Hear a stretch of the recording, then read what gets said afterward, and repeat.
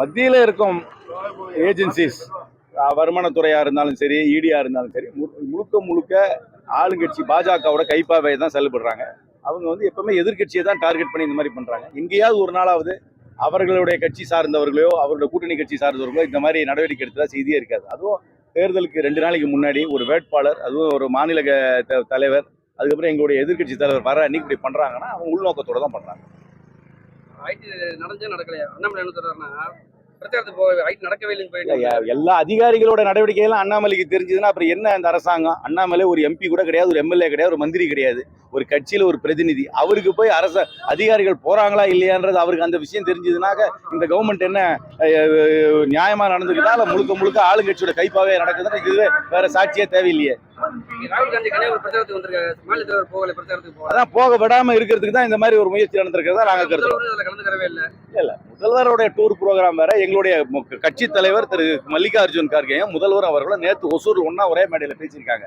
திரு ராகுல் காந்தி அவர்களோட tour program ஒரு ப்ரோக்ராம் இருக்கு, முதல்வரோட ப்ரோக்ராம் இன்னொரு பக்கம். பெரிய ஸ்டேட் 2 பக்கமும் கவர் பண்றதுக்கு அப்படி பண்றோம். நேற்று மல்லிகார்ஜுன் கார்கே அவர்களும் திரு ஸ்டாலின் அவர்களும் ஒரே மேடையில் ஒசூரில் பேசினார்கள். நாங்க ஒத்துழைச்சு பண்றோம். இங்கே பாக்குறீங்களா இந்த நடைப்பயணத்துல அத்தனை கூட்டணி கட்சிகளும் ஒத்துமையா தானே போயிட்டு இருக்கோம். பாண்டிச்சேரியில 2 பேரும் பரப்புரை பண்ணாங்க, ஒருவரையும் பாத்துக்கல, ஒருவரையும் பேசல. உடன்பாடு இருக்கா? என்னன்னு முழுமையாக உடன்பாடு இருக்கிறது. இது வெற்றி கூட்டணி. 2004 கலைஞர் கருணாநிதியும் அன்னை சோனியா காந்தி உருவாக்கின கூட்டணி. 2014 தவிர அத்தனை தேர்தலும் ஒன்றாக சந்தித்த கூட்டணி. கடந்த தேர்தல் அத்தனையிலையும் மகத்தான வெற்றிகளை பெற்ற கூட்டணி. இந்த தேர்தலில் மகத்தான வெற்றியை பெறும். காலையில இருந்தா கொடுத்துருங்க, வாங்கிக்கிறேன். இல்ல 13 பணம் எடுத்து எனக்கு என்கிட்ட பணம் இல்ல, பணம் கொடுத்தீங்கன்னா வாங்கிக்கிறேன். என்கிட்ட இல்லையே, என் பணம் இல்லையே, எனக்கு கொடுத்தீங்கன்னா வாங்கிக்கிறேன்.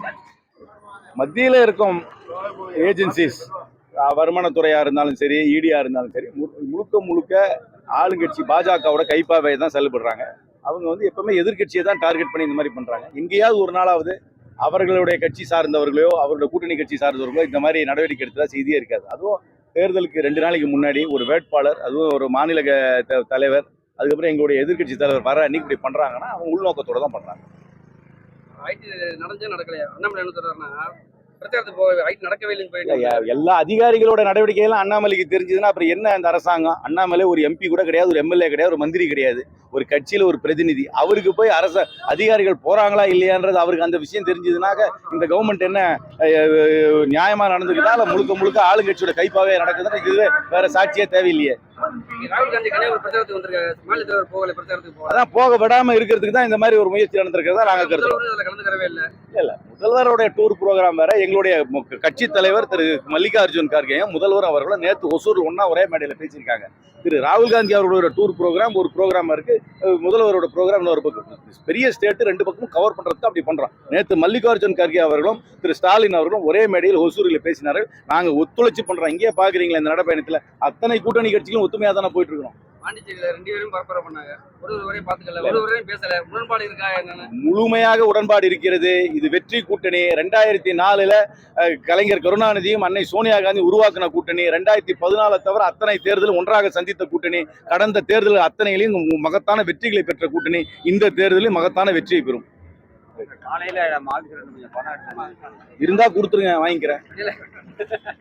இல்ல 13 பணம் எடுத்து எனக்கு என்கிட்ட பணம் இல்ல, பணம் கொடுத்தீங்கன்னா வாங்கிக்கிறேன்.